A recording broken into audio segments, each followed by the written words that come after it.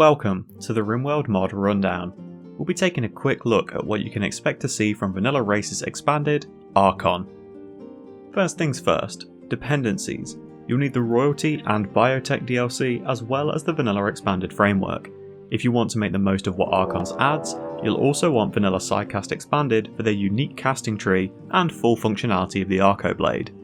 The background of this entirely new, not at all similar to another race in a hugely popular D&D RPG, is strangely similar to the other race in the hugely popular D&D RPG. They're just Githyanki, okay? Best to keep quiet, lest any drivel leak from your lips. They're a race that's perfectly adapted for melee combat, with innate psycasting potential. We'll go through exactly what the mod adds to make this race such a dangerous risk to your colonists.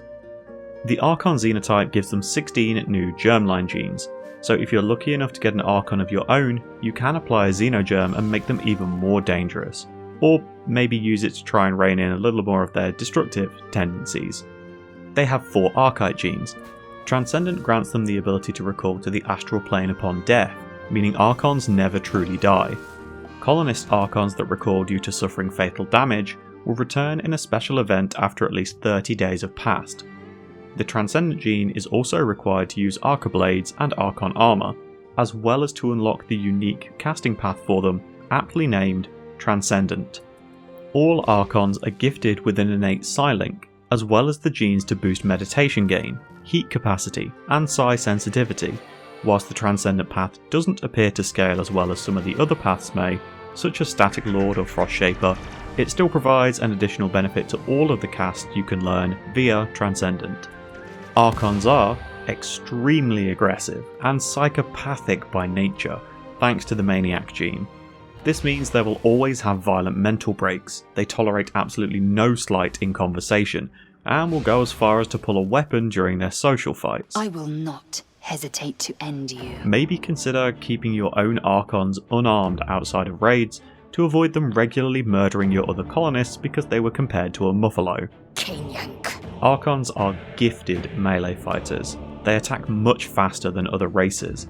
Whilst they aren't given a buff to melee damage, due to them having an open xenogene space, it's very easy to get strong melee damage from another race and apply it to them, turning them into a walking blender.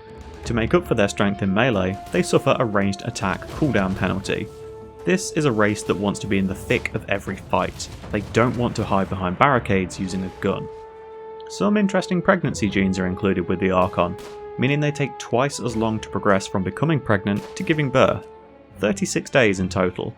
To make up for this, their children mature rapidly. Make note of the word mature, not grow. Children age at the same rate, but are capable of working one stage before children of other races. The Archons teach their kids very early on that life isn't fair, so have fun running an organ farm with your 7-year-old psychopath. Just remember, any time they spend working is taking time away that they could spend learning. Whilst they may have better skills upon hitting adulthood, they'll potentially have less trait or passion choices every 3 years. As with all races, some new cosmetics are added. Dread hair, serrated ears, and facial spots. They're all purely cosmetic. Leather skin, gives them a small chunk of sharp and blunt armor whilst making them a little more exotic to other races, lowering any successful romance chance. As a nice bonus, you also get the mirror version of almost all of the Archon traits to use in your own xenogerms, should you find the gene pack, or to create your own race in a custom xenotype editor. This includes a faster ranged cooldown, slower melee swings, worse meditation gain, poor entropy capacity, and the option of having shorter pregnancies. The Arco Blade is a unique weapon for the Archons, as the Transcendent gene is required to wield it. They are persona weapons on go juice. Massive damage, extreme armor penetration, and when paired with Psycast Expanded, they even have a random Psycast tied to every weapon. Arco Plate armor also requires the Transcendent gene to equip, and it makes Eltec's gear look laughable. Huge buffs to all stats relating to Psycasting, as well as boasting high armor and insulation, whilst only needing to occupy the outer clothing layer. However, due to the coverage of this armor, you may struggle to increase the arm and leg defenses to high values, meaning you still have a couple of limbs that will always be at risk. The Arca Plate also comes equipped with a built-in shield that puts a masterwork quality belt to shame, boasting 560% capacity at normal quality with a 12% per second recharge. Savage. And that's it. A nice, clean, simple addition for your life on the Rim. How do you see yourself using Archons? I'm tempted to use them as a roaming warband, keeping the lands around the colony clear of threats, exploring ruins, completing quests. It seems a nice way to try and curb them murdering anyone who happens to look at them the wrong way over the poker table. Thanks for watching, folks. I'll be back again soon with another Rimworld mod rundown. Wherever you are in the world, enjoy the rest of your morning, afternoon, or evening. Take care.